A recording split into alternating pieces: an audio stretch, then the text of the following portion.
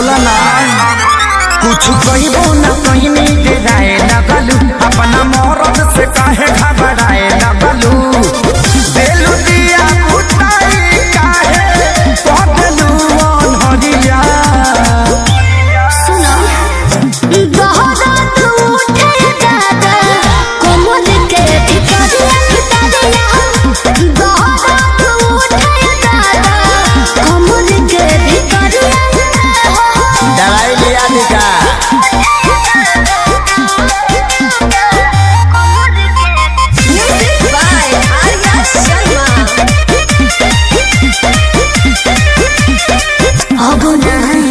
कब तोरा बात में दिला सिखाए तू तो पहले ही रात में काहे उदास कोई लेलू तू मन हो तू हो रानी हम दिल के धड़कन हो सब झूठ बोलता नहीं लोग अच्छा